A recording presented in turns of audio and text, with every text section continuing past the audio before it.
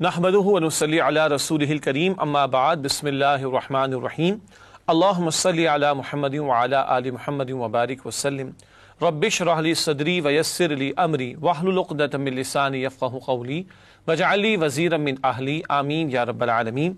नाज़रीन किराम अस्सलामु अलैकुम व रहमतुल्लाहि व बरकातुहू।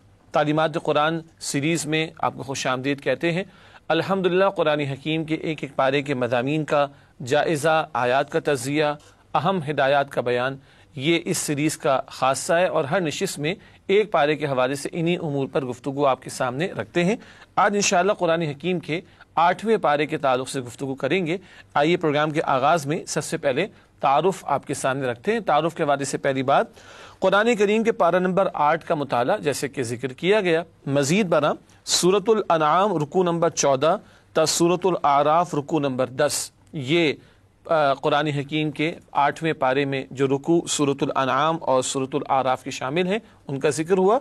मज़ीद बना सूरतुल अनआम आयत 111 ता सूरतुल आराफ आयत नंबर 87, ये आयात हैं जो 8वें पारे में शामिल हैं। इंशाअल्लाह इन्हीं पर आज के प्रोग्राम में गुफ्तगू करेंगे। बात को आगे बढ़ाते और मकासद मुताला आपकी खिदमत में पेश करते हैं। मकासद मुताले से मुराद लर्निंग आउटकम है कि किन बातों को हम सीखने की कोशिश करेंगे। पहली बात, पारा नंबर 8 की आयात के मज़ामीन का जायज़ा। एक तो सूरत का ओवरव्यू आपके सामने हम रखते हैं और आयत ब आयत इंशाअल्लाह हर मरतबा की तरह आज भी मज़ामीन का तज़किया पेश किया जाएगा। मुंतखब आयात का मुताला, कुछ अमली हिदायत जो हमारी रोज़मर्रा की ज़िंदगी और फ़राइज़ और ज़िम्मेदारियों से मुताल्लिक़ होती हैं उनका इंतखाब किया जाता है। और आखिर में मज़ीद बयान है मकासिद मुताला के ज़ेल में ज़ेर मुताला आयात में बयान शुदा अहम अवामिर नवाही का तज़किरा, वो काम जिनके करने की तलक़ीन की गई और जिनसे रोका गया उनका भी जायज़ा आपके सामने आयात के हवालों के साथ पेश किया जाता है। बात को आगे बढ़ाते हैं। 8वें पारे में सूरतुल अनआम अभी जारी है, उसके मज़ामीन का बुनियादी तौर पर तज़किया पहले भी पेश किया गया था, दोबारा आपके सामने रखते हैं। तज़कीर भी आला इल्ला एक अहम मौजू है, अल्लाह की नेमतों और निशानियों के बयान के ज़रिए याद दहानी। दूसरा अहम मौजू बुनियादी ईमानियात, मक्की सूरत अनआम और मक्की सूरतों के बुनियादी मौज़ूआत तौहीद, रिसालत और आखिरत का बयान इस सूरत में भी है। और आखिरी अहम बात मज़ामीन के तज़किये के एतबार से है मुशरिकीन से दो टोक गुफ्तगू, यानी ये सूरतुल अनआम मक्की दौर के आखिर में नाजिल हुई है और इत्माम हुज्जत किया जा रहा है मुशरिकीन मक्का पर, उनके गलत अकायद का रद्द भी है, शिर्क की नफ़ी भी की गई और दलाइल के साथ उनके सामने तौहीद का सबक पेश किया गया है। नाज़रीन किराम, इसके बाद चलते हैं सूरतुल अनआम की आयात के तज़किये की तरफ। वो आयात सूरतुल अनआम की जो 8वें पारे में शामिल है, आइए उनका तज़किया करते हैं। सबसे पहले सूरतुल अनआम आयत नंबर 111, काफिर मोजज़ा देखकर भी ईमान नहीं लाएंगे, सब कुछ ही अगर इनके सामने पेश कर दिया जाए जैसे कि तकादा करते हैं अल्लाह फरमा रहे, तब भी ईमान लाकर नहीं देंगे। मुराद हर धर्मी पर ये उतर आए हैं। इसके बाद अनआम आयत नंबर 112 से 113, शयातीन खुशनुमा बातें धोखा देने के लिए सुझाते हैं, यानी शयातीन और उनके एजेंट्स अहले ईमान को तो कोशिश करते हैं, लेकिन यहाँ जिक्र है मुशरिकीन का कि उनको गलत बातें सुझाकर हक़ से दूर ही रखते हैं और ये हक़ कबूल भी नहीं कर पाते। फिर आयात 114 से 115, सिर्फ माबूद बरहक ही ने आदिलाना अहकामात अता फरमाए और वो अल्लाह की ज़ात है, तो गैरों को छोड़कर एक अल्लाह ही की इबादत करो कि उसी ने आदिलाना तालीमात तुम्हारे लिए अता फरमाई। फिर आयात 116 से 117, अक्सरियत की पैरवी गुमराह कर देगी, वो अक्सरियत के जो अल्लाह से दूर हो और नफसानी ख्वाहिशात की पैरवी करने वाली हो, ऐसी अक्सरियत की बात अगर मानी जाएगी तो गुमराही हाथ आएगी। इस पर आगे चलकर मजीद बात करेंगे इंशाअल्लाह। फिर आयात 118 से 121, मयार हक़ शरीयत है, मौरूसी तसव्वुरात नहीं, बाप दादा ऐसा करते थे, बाप दादा वैसा करते थे, ये तसव्वुरात दुरुस्त नहीं है, बल्कि हक़ का मयार वो अल्लाह की अता करदा शरीयत है, उसके तकाज़ों पर अमल करने का हुक्म। इसके बाद आयत नंबर 122, गफलत की ज़िंदगी बसर करने वाला मुर्दा है, जिंदा वो है जो हक़ कबूल करे और उसके तकाज़ों पर अमल करे। फिर आयत नंबर 123 से 124, बस्ती के सरदार बस्ती के मुजरिम बन जाते हैं, ये बुराइयां ऊपर से नीचे की तरफ आया करती हैं और कौम के मुतरफीन खुशहाल तबक़ात अक्सर गुनाहों के अंदर मुब्तला होते हैं और फिर कौम भी उनके पीछे चल पड़ती है। फिर आयात 125 से 127, कौन हिदायत पर है और कौन गुमराही पर, हिदायत देने वाली ज़ात अल्लाह की और अल्लाह ही की हिदायत की पैरवी करने वाला ही हिदायत पर होगा। आयात 128 से 129, انسانوں کی اکثریت ناکام ہوگی، اکثریت اللہ کے عذاب میں مبتلا ہوگی۔ یہ بہت خطرناک بات ہے جو قرآن میں آتی ہے۔ اللہ تعالی ہم سب کو برے انجام سے محفوظ رکھے۔ پھر آیات 130 تا 135، اللہ کسی کو ناحق عذاب نہیں دے گا، جس کسی کو سزا ملے گی جو کوئی جہنم میں جا رہا ہوگا اپنے کرتوتوں کی وجہ سے۔ پھر آیات 136 تا 140، مشرک پنڈتوں کے من گھڑت فیصلے، جس بات کو چاہ حلال کر لیا، جس بات کو چاہ حرام کر لیا، جس جانور کے بارے میں طے کر دیا کہ اس کا گوشت حلال تو کہہ دیا حلال، تو لوگوں نے مان لیا، جس کو چاہ حرام کر دیا۔ یہ حلال و حرام کے اختیارات یہ معاذ اللہ ان کے پنڈتوں نے اپنے ہاتھ میں لے لیے تھے۔ پھر آیات 141 تا 144، پھلوں اور جانوروں میں اللہ کی قدرت کے شاہکار، اللہ کی معرفت کی نشانیاں ان جانوروں میں بھی ہیں اور ان پھلوں میں بھی ہیں، جن جانوروں کا گوشت اور دودھ استعمال کرتے ہو، جن پھلوں کو تم کھاتے ہو۔ آیات 145 تا 147، اللہ نے کن چیزوں کو حرام کیا ہے، وہ 4 باتیں ہیں، پہلے بھی ان کا ذکر آیا سورۃ المائدہ میں، یہاں بھی ہے، اور وہ ہے مردار اور بہتا ہوا خون اور سور اور ایسا ذبیحہ جس پر اللہ کے سوا کسی اور کا نام لیا جائے۔ آیات 148 سے 150، مشرکین کی خوشنما لیکن فریب کم دلیل، شیطان نے ان کو پٹی پڑھائی، لو مردار حرام ہے اور جس کو خود ذبح یہ کرتے ہیں وہ حلال ہے، اور جو مردار اس کو تو اللہ نے مارا وہ حرام ہے اور خود ذبح کرے وہ حلال ہے۔ یہ ایسی منطقیانہ باتیں سکھائی شیطان نے اور اہل ایمان کو صحیح بات سے ہٹانے کی مشرکین نے کوشش کی۔ آیات 151 تا 154، تورات کے احکامات عشرہ کی قرآنی تعبیر، بڑے اہم احکامات 10 کمانڈمنٹس جو تورات میں عطا کیے گئے ان کا تذکرہ اس مقام پر ہے، بعد میں اس پر بات بھی کریں گے انشاءاللہ۔ اس کے بعد سورۃ الانعام کی مزید جو آیات ہیں، آیات 155 تا 157، نزول قرآن مشرکین مکہ کے لیے اتمام حجت، یہ بار بار فرمائشی معجزے کا تقاضا اور مطالبہ کرتے، بتایا کہ اصل معجزہ قرآن حکیم ہے اور تم اس کے مثل کچھ پیش نہیں کر سکتے، اس کا مقابلہ نہیں کر سکتے، اسی کو مانو گے تو ہدایت ملے گی، اس کا انکار کرو گے تو عذاب کا شکار ہوگے۔ اس کے بعد آیت نمبر 158، اللہ کی نشانی دیکھنے کے بعد ایمان لانا اور عمل کرنا مفید نہیں۔ یہاں مراد ہے اللہ کا فیصلہ جب آ جائے تو پھر اس کے بعد ایمان لانا معتبر نہیں ہوتا۔ فیصلے سے مراد پھر فرد کی جو مہلت ہے وہ ختم، یا کسی قوم کے لیے اجتماعی عذاب کا فیصلہ اللہ کی طرف سے کر دیا جائے۔ اس کے بعد آیت نمبر 159، دین کے حصے بکھرے کرنے والوں سے اللہ کے رسول کا کوئی تعلق نہیں، اشارہ مشرکین کی طرف ہے۔ پھر آیت نمبر 160، نیکی کا اجر 10 گنا ملے گا، اللہ کی رحمت کا بیان، اور بندہ بدی کرے تو اتنی ہی سزا ہے۔ آیات 161 تا 163، صراط مستقیم کیا ہے؟ اللہ ہی کے ہو رہنا، اپنی اطاعت کو اسی کے لیے خالص کر کے اس کا مسلم بن جانا۔ اور آخر میں آیات 164 تا 165، رب حقیقی اللہ ہی ہے، اسی کی عبادت کرنی اور اسی کی طرف لوٹ کر جانا ہے۔ ناظرین کرام، سورۃ الانعام کی وہ آیات جو 8ویں پارے میں شامل ہیں ان کا تجزیہ آپ کے سامنے پیش کیا گیا۔ اب اس کے بعد چلتے ہیں سورۃ الانعام کی منتخب آیات کے مطالعے کی طرف، جو کہ آیات وارد ہوئی ہیں 8ویں پارے میں۔ چند آیات پیش خدمت ہیں۔ سب سے پہلے آیات 116 تا 117، مروجہ جمہوریت کی نفی، میجورٹی رولز جیسے آج کل کہا جاتا ہے، اکثریت کی بات مانی جائے گی، چاہے وہ مادر پدر آزاد ہی اکثریت کیوں نہ ہو، ایسی مروجہ جمہوریت کی نفی اس مقام پر بھی ہے۔ ارشاد ہوا، وَإِن تُطِعْ أَكْثَرَ مَنْ فِي الْأَرْضِ يُضِلُّوكَ عَنْ سَبِيلِ اللَّهِ إِن يَتَّبِعُونَ إِلَّا الظَّنَّ وَإِنْ هُمْ إِلَّا يَخْرُصُونَ إِنَّ رَبَّكَ هُوَ أَعْلَمُ مَنْ يَضِلُّ عَنْ سَبِيلِهِ وَهُوَ أَعْلَمُ بِالْمُهْتَدِينَ۔ یہ آیات 116 تا 117 سورۃ الانعام کی ترجمہ کرتے ہیں۔ اور اکثر لوگ جو زمین پر آباد ہیں گمراہ ہیں، اگر تم ان کا کہا مان لو گے تو وہ تمہیں اللہ کے راستے سے گمراہ کر دیں گے۔ یہ محض خیال کے پیچھے چلتے اور محض قیاس آرائیاں کرتے ہیں۔ بے شک آپ کا رب ان لوگوں کو خوب جانتا ہے جو اس کے رستے سے بھٹکے ہوئے ہیں، اور ان سے بھی خوب واقف ہے جو رستے پر چل رہے ہیں۔ یہ وہ اکثریت ہے جو اپنے خیالات کی پیروی کرتی ہے، گمان کی پیروی کرتی ہے، قیاس آرائیاں کرتی ہے، علم وحی کے مطابق بات نہیں کرتی۔ ایسوں کی بات اگر مانی جائے گی تو گمراہی کے سوا کچھ ہاتھ نہیں آئے گا۔ آج جو مروجہ جمہوریت ہے وہ بھی یہی کہ اکثریت جو بات کہے اس کو مانو، چاہے اکثریت کہے شراب کو حلال کر دو معاذ اللہ، ہم جنس پرستی کو حلال کر دو معاذ اللہ، اور اللہ کے احکامات کی پامالی کرے۔ ایسی اکثریت کی یہ باتیں ماننا جو اللہ اور اس کے پیغمبر علیہ السلام کی بات کے خلاف ہو، یہ جائز نہیں ہے۔ اس کی نفی قرآن نے اس مقام پر بھی فرمائی ہے۔ اس کے بعد اگلی آیت جس کا انتخاب کیا گیا سورۃ الانعام کی آیت نمبر 122 ہے، زندہ اور مردہ کی مثال۔ یہ افراد کے تعلق سے بات ہو رہی ہے۔ ارشاد ہوا اومن کان میتا فاحییناہ وجعلنا له نورا یمشی بہ فی الناس کمن مثلہ فی الظلمات لیس بخارج منہا کذالک زین للکافرین ما کانوا یعملون۔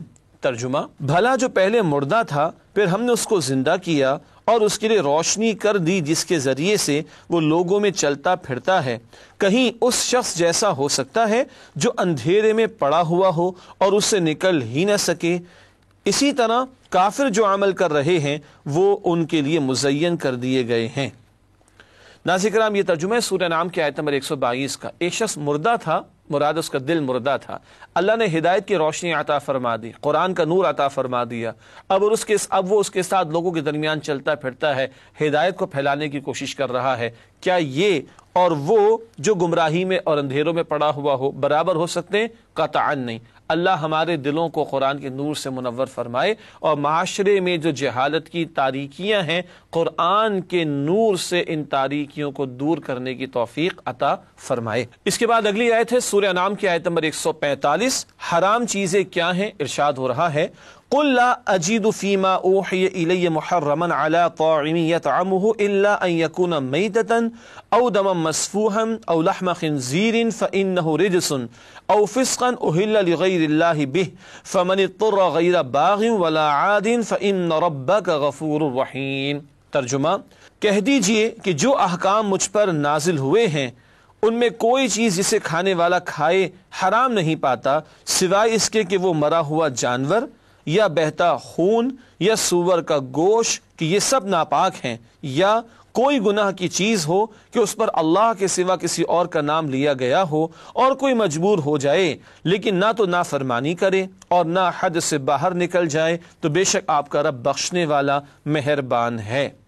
یہ آیت نمبر 145 کا ترجمہ، اور ایسی آیات اس کے علاوہ سورۃ البقرہ میں، المائدہ میں، سورۃ النحل میں بھی آئی ہیں۔ 4 باتوں کی حرمت کا ذکر بار بار ہے۔ اس کا کچھ لوگوں نے غلط مفہوم لے لیا کہ بس 4 ہی باتیں حرام ہیں، ایسا قطعاً نہیں۔ مشرکانہ ماحول میں 14 صدیوں پہلے یہ باتیں رائج تھیں کثرت سے تو قرآن نے ذکر کیا، اور اگر آپ غور فرمائیں آج کے دور میں بھی بعض چیزیں میں سے وہ ہیں کہ جن کا کثرت سے دنیا کے لوگ استعمال کر رہے ہیں تو آج بھی اس کی حرمت کا ذکر گویا کہ ہونا چاہیے، اور قرآن کی جب ہم تلاوت کریں گے تو ہو رہا ہوگا۔ مردار حرام ہے، چاہے جانور حلال تھا لیکن از خود مر گیا، ذبح نہ کر سکے وہ حرام۔ بہتا ہوا خون حلال، جانور ذبح کیا جو خون بہتا ہے اس کے وجود سے وہ حرام۔ سور کی ہر شے، گوشت ہی نہیں، کھال وغیرہ، ہڈیاں، ہر شے حرام۔ اور وہ ذبیحہ، وہ جانور کے ذبح تو کیا جا رہا ہے، حلال ہے، لیکن اللہ کے سوا کسی اور کا نام لیا جا رہا ہے، کسی اور کی طرف منسوب کیا جا رہا ہے۔ یہ 4 باتوں کی حرمت اس مقام پر بیان کی گئی۔ یہ اس تسلسل میں ہے کہ مشرکین نے حلال حرام کے فیصلے خود کرنا شروع کر دیے، بتایا گیا اللہ نے جو حرام کیا وہ یہ باتیں ہیں۔ اس کے بعد اگلی آیت، آیت نمبر 151 ہے، معاشرتی ہدایات کا بیان، اور وہ جو تورات کے 10 بڑے احکامات کا ابتداء ذکر ہوا تھا ان کا بیان اس مقام پر آیا ہے۔ معاشرتی ہدایات کے حوالے سے اس مقام پر بیان ہے، سورہ انعام آیت نمبر 151 ارشاد ہوا قل تعالوا اتل ما حرم ربكم عليكم الا تشركوا به شيئا وبالوالدين احسانا ولا تقتلوا اولادكم من املاق نحن نرزقكم واياهم ولا تقربوا الفواحش ما ظهر منها وما بطن ولا تقتلوا النفس التي حرم الله الا بالحق ذلكم وصاكم به لعلكم تعقلون۔ یہ آیت نمبر 151 ہے۔ کئی باتیں پہلے ترجمہ کرتے ہیں پھر بات کرتے ہیں انشاءاللہ۔ ارشاد ہوا کہہ دیجئے کہ آؤ میں تمہیں وہ چیزیں پڑھ کر سناؤں جو تمہارے پروردگار نے تم پر حرام کر دی ہیں، کہ کسی چیز کو اللہ کا شریک نہ بنانا اور ماں باپ سے بدسلوکی نہ کرنا بلکہ اچھا سلوک کرتے رہنا، اور ناداری کے اندیشے سے اپنی اولاد کو قتل نہ کرنا کیونکہ تم کو اور ان کو ہم ہی رزق دیتے ہیں، اور بے حیائی کے کام ظاہر ہوں یا پوشیدہ ان کے پاس نہ پھٹکنا، اور کسی جان والے کو جس کے قتل کو اللہ نے حرام قرار دیا ہے قتل نہ کرنا مگر جائز طور پر، یعنی جس کا شریعت حکم دے۔ ان باتوں کا وہ تمہیں ارشاد فرماتا ہے تاکہ تم سمجھو۔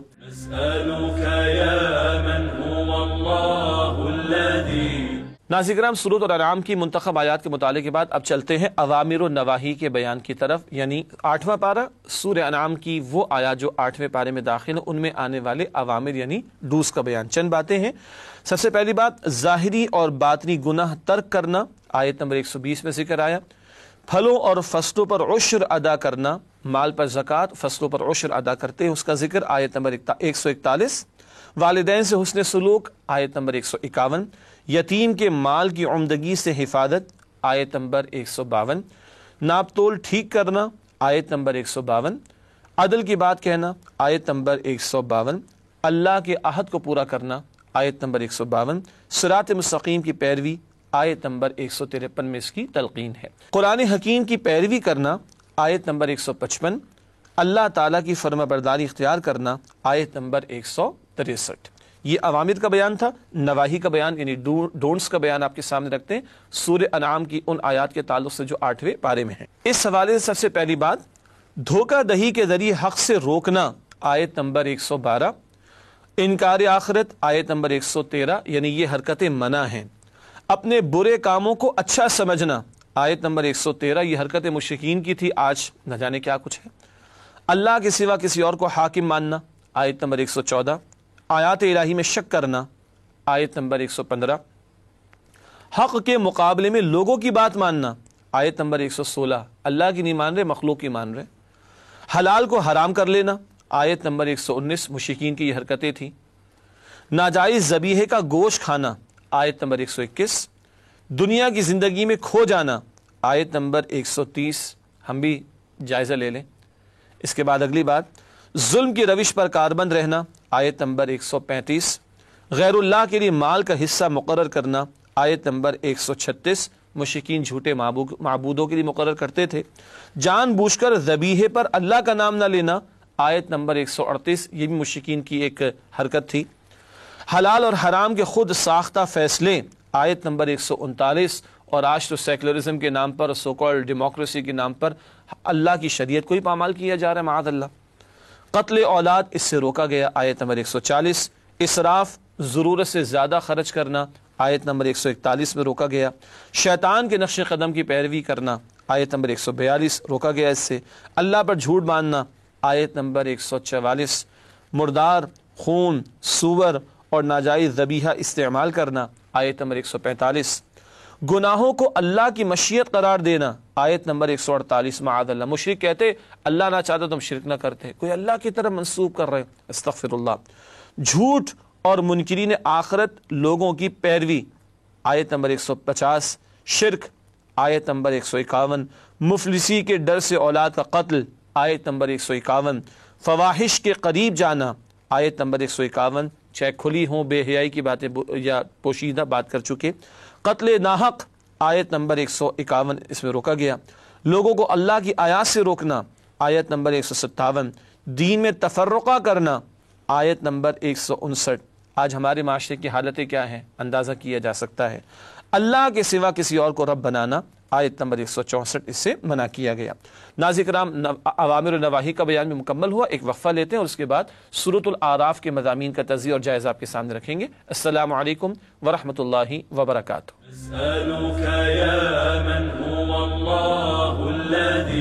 السلام علیکم ورحمۃ اللہ وبرکاتہ۔ ناظرین، پروگرام تعلیمات قرآن میں آپ کو خوش آمدید کہتے ہیں، اور وقفے سے پہلے سورۃ الانعام کے تعلق سے گفتگو مکمل ہوئی۔ سورۃ الاعراف کا آغاز کرنے سے قبل ہمیشہ کی طرح ربط سورت پہلے آپ کے سامنے رکھیں گے۔ ایک سورت کی تکمیل اور دوسری سورت کا آغاز ہے۔ ربط سورت کے حوالے سے نوٹ فرمائیے گا، سورۃ الانعام اور سورۃ الاعراف کے مضامین میں خاصی مطابقت ہے۔ مکی صورتیں ہیں دونوں، اور مکی دور کے آخر میں نازل ہوئیں۔ مشرکین کے تعلق سے دو ٹوک باتیں آ رہی ہیں، یہ بنیادی طور پر یکساں موضوعات دونوں صورتوں کے ہیں۔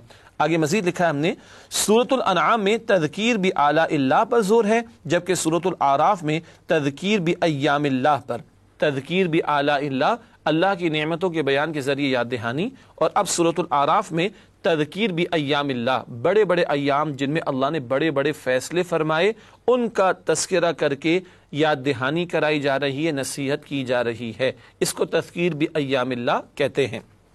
آخری نقطہ ربط سورت کے حوالے سے، سورۃ الانعام میں ہلاکت اقوام کا مختصراً ذکر آیا تھا، سورۃ الاعراف میں 6 اقوام کی ہلاکت کا تفصیلی بیان ہے، اور یہ پچھلی اقوام کی ہلاکتوں کا بیان عبرت کے لیے ہے، مشرکین کو دو ٹوک انداز میں سمجھایا جا رہا ہے۔ انعام میں مختصر ذکر تھا، اعراف میں 6 اقوام کا تفصیلی بیان آئے گا جو اللہ کے عذاب میں مبتلا کی گئیں۔ ناظرین کرام، اس کے بعد اب سورۃ الاعراف کے مضامین کا تجزیہ آپ کے سامنے پیش کرتے ہیں، ایک اوور ویو کی صورت میں، پھر آیات کے حوالے سے تجزیہ آپ کے سامنے رکھا جائے گا۔ سورۃ الاعراف کے مضامین کا تجزیہ، آیات 1 تا 10، یہ ابھی گروپس کی صورت میں ہم آیات کا ذکر آپ کے سامنے کر رہے ہیں۔ پہلی 10 آیات سورہ مبارکہ کے مضامین کا اشاریہ یعنی انڈیکس، اس مقام پر پہلی 10 آیات میں اللہ کی قدرتوں اور نشانیوں کا ذکر بھی ہے، اور اقوام کے تعلق سے بھی مختصر گفتگو آئی ہے۔ پھر آیات 11 تا 35 ازل کا بیان، آدم علیہ السلام کی تخلیق اور ان کا واقعہ اور قصہ بیان کیا گیا، جس سے کہ انسانیت کا سلسلہ شروع ہوا، اس کو ازل کہا جا رہا ہے۔ آیات 36 تا 58 ابد کا بیان، ابد سے مراد آخرت ہے، وہاں جنت والوں کا ذکر ہے، جہنم والوں کا بیان ہے، اصحاب اعراف کا ذکر بھی ہے۔ آیات 36 تا 58 یہ ابد کا، آخرت کا بیان۔ آیات 59 تا 141 6 اقوام کی داستان کا بیان، سابقہ 6 اقوام کا ذکر، نوح علیہ السلام، ہود علیہ السلام، صالح علیہ السلام کی اقوام، لوط علیہ السلام اور شعیب علیہ السلام کی اقوام، اور موسیٰ علیہ السلام بھیجے گئے تھے فرعون اور آل فرعون کی طرف، ان کا تذکرہ بھی ہوگا، اور بنی اسرائیل کا بیان بھی آئے گا۔ یہ 6 رسولوں کی اقوام کا تذکرہ اس مقام پر قدر وضاحت سے آیا ہے۔ پھر آیات 142 تا 171 تاریخ بنی اسرائیل کے اہم واقعات، اسی میں وہ مچھلیوں والا، اصحاب سبت والا، ہفتے کے دن والا واقعہ بھی مشہور واقعہ اسی مقام پر بیان ہوا۔ پھر آیات 172 تا 179 ازل، ابد اور درمیانی عرصے کے واقعات کا بیان، ازل کا بھی تاریخ انسانی کا آغاز، ابد کا بیان آخرت کا، اور درمیانی عرصے کی کچھ واقعات کا ذکر بھی ان آیات میں آیا ہے۔ اور بالکل آخر میں آیات 180 تا 206 عبرت و موعظت کا بیان، اہل ایمان کے لیے بھی اہم ہدایات ہیں، اور مشرکین کے لیے بھی دو ٹوک انداز میں گفتگو اللہ نے عطا فرمائی۔ ناظرین کرام، یہ تو آیات کے گروپس کے اعتبار سے ایک موضوعاتی تجزیہ آپ کے سامنے رکھا گیا، تاکہ سورت کے مضامین ایک اوور ویو کی شکل میں ہمارے سامنے آ جائیں۔ اب ہمیشہ کی طرح سورۃ الاعراف کی آیات کا تجزیہ پیش کرتے ہیں، جس میں ایک 2 3 آیات کا تجزیہ ایک موضوع کے اعتبار سے آپ کے سامنے رکھا جاتا ہے۔ سب سے پہلے تجزیے کے اعتبار سے سورہ اعراف آیات 1 تا 10، سورہ مبارکہ کے مضامین کا اشاریہ یعنی انڈیکس، اللہ تعالیٰ کی قدرتوں کا ذکر بھی ہے، ازل اور ابد کی طرف اشارہ بھی، اور سابقہ اقوام کی داستانوں کی طرف اشارہ بھی، بعد میں تفصیلات آئیں گی۔ اس بات کو دوبارہ ہم نے آپ کے سامنے پیش کیا کہ یہ ایک انڈیکس کی صورت میں آیات ہمیں دکھائی دیتی ہیں، پوری صورت کا ایک اوور ویو ابتدائی 10 آیات میں آتا ہے۔ آیات 11 تا 25 قصہ آدم و ابلیس، آدم علیہ السلام کا واقعہ اس مقام پر آیا ہے، اور کم از کم بلکہ 7 ہی مرتبہ پورے قرآن حکیم اس واقعے کو بیان کیا گیا، اور ہر مرتبہ کوئی نہ کوئی نئی بات ہمارے سامنے آتی ہے۔ کچھ باتوں کا ذکر بعد میں کریں گے انشاءاللہ۔ پھر آیات 26 تا 28 لباس میں تقوی اختیار کرو، تقوی خوف خدا کو کہتے ہیں، ظاہر کا لباس تو آدمی صاف ستھرا رکھتا ہے، باطن کو بھی صاف ستھرا رکھنا ہے، اس پر بعد میں بات بھی ہوگی انشاءاللہ۔ آیات 29 تا 30 اللہ عدل کا حکم دیتا ہے، اور اللہ ہی کی تعلیم سے عدل میسر آ سکتا ہے۔ پھر آیات 31 تا 32 حلال اشیاء کو حرام سمجھ لینا زہد نہیں، یعنی یہ کوئی تقوی یا دینداری نہیں ہے کہ حلال چیزوں کو بھی آدمی چھوڑ دے، اصل بات ہے کہ اللہ سبحانہ وتعالیٰ کے احکامات پر عمل کیا جائے۔ پھر آیت نمبر 33 بے حیائی حرام ہے، خواہ ظاہر ہو یا پوشیدہ، یہ بات سورۃ الانعام کے آخر میں بھی آئی تھی۔ آیت نمبر 34 ہر قوم پر زوال آئے گا، بہرحال ہر ایک کو فنا بھی ہونا ہے سوائے اللہ کی ذات کی۔ آیات 35 سے 36 وحی کی پیروی ہی میں بھلائی ہے۔ آیات 37 تا 39 دنیا و آخرت کا برا انجام، یعنی برے لوگ جنہوں نے وحی کو فراموش کیا، دنیا میں بھی برا انجام اور آخرت میں ان کا برا انجام ہوگا۔ آیات 40 تا 41 اللہ کی آیات کو جھٹلانے والے کبھی جنت میں داخل نہ ہوں گے، اللہ اس برے انجام سے ہماری حفاظت فرمائے۔ آیات 42 تا 43 اہل جنت کی عزت افزائی کا ذکر کہ اللہ کہے گا تمہیں ہم نے وارث بنا دیا جنت کا، ہمیشہ تم اس میں رہو گے۔ آیات 44 تا 45 اہل جنت کی اہل جہنم سے گفتگو، جنت والے پوچھیں گے کیوں تم جہنم میں چلے گئے، وجوہات بتائیں گے۔ پھر آیات 46 تا 49 اصحاب اعراف کا تذکرہ، یہ نہ جنت میں ہیں نہ جہنم میں، درمیان میں کسی بلند جگہ پر ہیں اور یہ دونوں طرف دیکھ رہے ہوں گے، تفاسیر میں تفصیل آتی ہے۔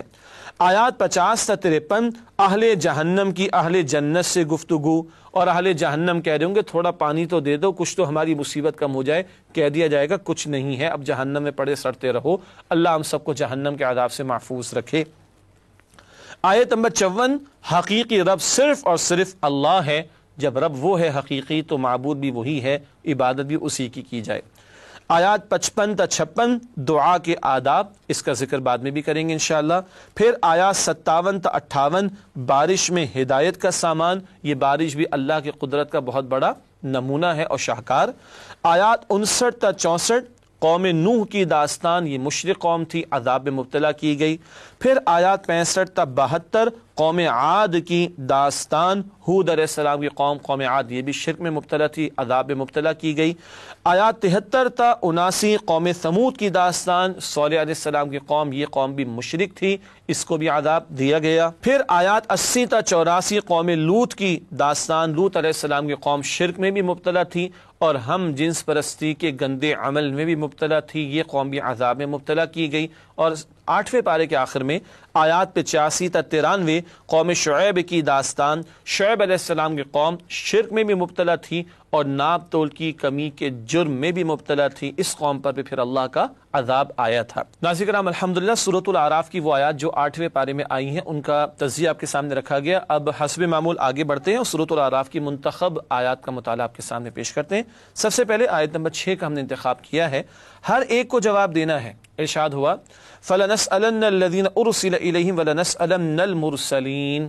ترجمہ، تو جن لوگوں کی طرف پیغمبر بھیجے گئے ہم ان سے بھی سوال کریں گے اور پیغمبروں سے بھی پوچھیں گے۔ پیغمبروں سے بھی پوچھا جائے گا پہنچایا کہ نہیں۔ حجۃ الوداع کا موقع ذہن میں رکھیے، اللہ کے پیغمبر علیہ السلام نے پہنچایا، صحابہ سے گواہی لی، اللہم اشہد عرض کر کے عرض کیا اللہ آپ بھی گواہ رہیے میں نے پہنچا دیا۔ وہ تو گواہی دے گئے، لے گئے اور اللہ کو گواہ بنا گئے۔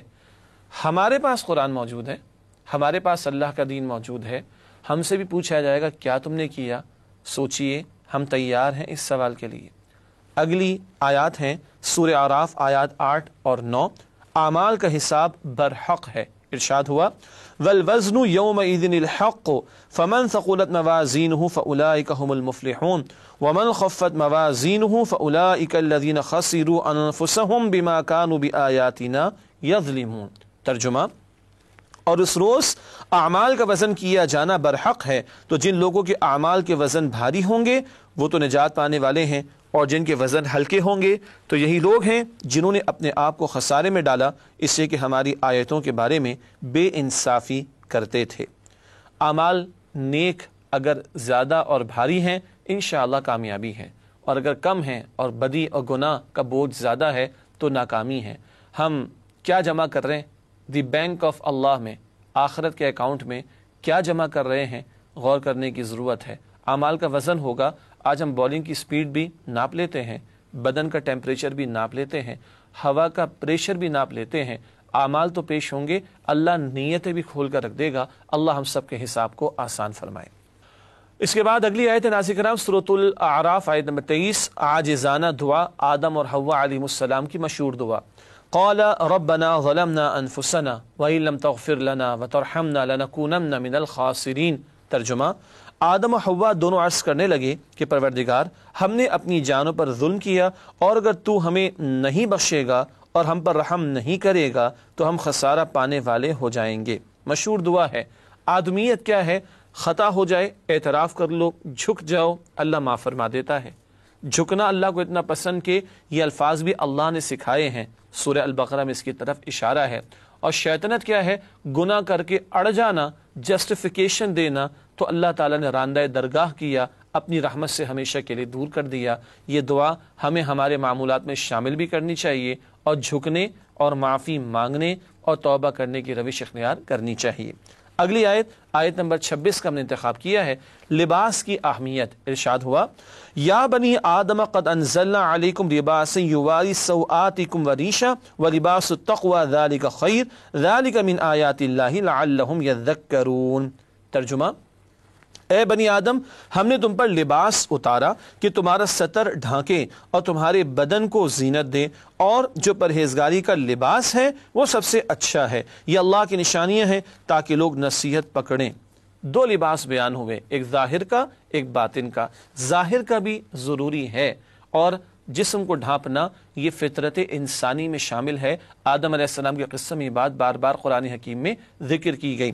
یہاں یہ بھی بتایا یہ تمہارے جسم کو ڈھانپنے کا اور زینت کا ذریعہ بھی ہے۔ لباس انسان کا زیور ہے، صرف عورت نہیں، مرد کا بھی زیور ہے۔ انسانوں اور جانوروں میں تمیز، بہت بنیادی تمیز لباس سے ہی ہوتی ہے۔ باقی جو لوگ کہتے ہیں کہ ایڈوانسمنٹ کا دور ہے اس لیے لباس کم ہے، تو بھائی پھر جانور زیادہ ایڈوانسڈ ہیں کہ وہ لباس کچھ بھی نہیں پہنتے، یہ بے وقوفی کی بات ہے۔ اللہ فرماتے ہیں ہم نے اتارا، نازل کیا، بڑے اہتمام سے اللہ نے لباس کی توجہ دلائی ہے۔ مزید فرمایا کہ تقوی کا لباس، باطن کا بھی پاک ہونا ضروری ہے۔ باطن پہ دھبے لگ جائیں تو باطن خراب، اور باطن خراب تو ظاہر بھی برباد ہو سکتا ہے۔ ظاہر و باطن کے لباس کی توجہ دلا کر فرمایا کہ یہ اللہ کی نشانیوں میں سے ہے۔ آخر میں حدیث مبارک پیش خدمت ہے، فرمان نبوی صلی اللہ علیہ وآلہ وسلم، بے شک اللہ تعالیٰ اس کتاب یعنی قرآن کو تھامنے کی بدولت بہت سی قوموں کو عروج عطا فرمائے گا، اور اسے چھوڑنے کی وجہ سے بہت سی قوموں کو ذلیل و رسوا فرمائے گا۔ مسلم شریف کی روایت ہے، امت کا عروج و زوال قرآن سے وابستہ ہے۔ اللہ تعالی ہمیں قرآن حکیم سے ہمارے تعلق کو مزید مضبوط کرنے کی توفیق عطا فرمائے۔ آپ ہماری ویب سائٹ وزٹ کرتے رہا کیجیے e.quranacademy.com۔ اسی کے ساتھ آپ سے اجازت چاہیں گے، اور اگلے پروگرام میں پھر آپ سے ملاقات ہوتی ہے۔ وآخر دعوانا ان الحمد للہ رب العالمین، والسلام علیکم ورحمۃ اللہ وبرکاتہ۔